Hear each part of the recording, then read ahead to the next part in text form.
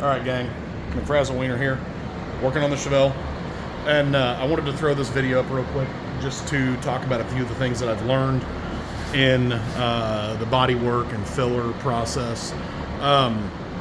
I am not a auto body guy. I have done auto body in the past. I took some auto body classes, like some auto shop back in high school, and I've worked on a few projects here and there, just, you know, through the world of hot rodding. But this is the most involved that I've ever been by myself in an auto body project. So real quick, I want to go over just a couple things in case you guys are getting into a project like this and you don't, like me, don't know what to do. The first thing I can say is the tools. You know, the DuraBlock, these are worth the extra money over the cheaper knockoffs. These are nice and firm, and if you snag them on a piece of rust or a screw or some sort of protrusion off the body, it's not going to rip a chunk out of those. If you get some of the cheaper ones, and you run something nasty over the surface, like right there, I took a chunk out of that right on the corner, but I really was working that to make that happen. Some of the cheaper ones, I definitely tore some chunks out of those and just trashed them, because that creates a high spot in the block, and then it doesn't sand evenly in that spot. The second thing is buy good sandpaper. I was going to Harbor Freight and O'Reilly's and just buying their cheap little packs of sandpaper, and man, they do not last. So I switched. All of the sandpaper I'm using now is 3M. It is incredible how much longer the 3M sandpaper lasts versus the cheaper sandpaper. Shop dog update, you know, for you guys that watch the toolbox tour or toolbox comparison video that I did, I think in April or May. Beans was barely bigger than a coffee cup. You cold, sweetheart? Come on. There you go. And now she's a full-size dog, for me at least. Boston Terrier. Okay, so back at the car. We're back at the body work. Second thing is, I'm fortunate enough, I've got a 60-gallon air compressor.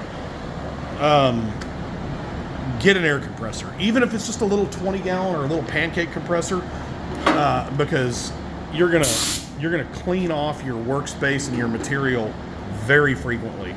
Like, I am making passes on this, you know, working my 45-degree up one way, and then I'll stop and I'll clean everything, because it builds up so much dust so fast. So make the investment if you don't have it, and just get, even if it's not to run air tools, just to clean and blow stuff off, get yourself a compressor.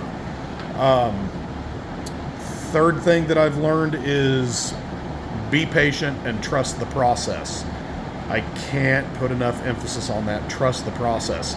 This is not a lay filler once, sand it and you're done with it project. Some of you guys may be into a project where that's applicable. Mine is not. I am filling, building, and sanding, you know, lather, rinse, repeat. I have probably gone over this section right here. I stripped this down to bare metal. You'll see it in a previous video. In that video, it wasn't quite down to bare metal, and I left this. But you know, because I had to see what the metal was like underneath it. I didn't know if it was rusty or what. Filler is porous, and if it's not sealed and it sits outside, it'll collect moisture and you'll develop rust underneath it. Anyway, trust the process. This is a patience game. The good thing about it is you can do a lot of body work for not a lot of dollars. It's time invested. The sandpaper is not super expensive. The body filler, I bought a gallon of body filler, and it was $30, and I got it from an auto body shop. They just had an overrun on stock, so it was cheap. Don't buy Bondo brand. That stuff is garbage. I was trying to do all this. I was buying the little 1-pound cans of Bondo. That stuff never really gets very hard. It always stays, no matter how much hardener you put in it, when you sand it, it always congests and plugs up the sandpaper, and it doesn't sand off very good. This stuff, You know, I'll make 4 or 5 strokes across this with my sanding block, and this stuff, it sands off really, really well. Let me get you a picture of what we're working with. Yeah, the high-tech, lightweight 77062. That stuff has really expedited my process. It's a lot easier to work with. It's a lot more pliable than the Bondo. You've got a little more working time with it. Anyway, so recap. Durablock's worth the money.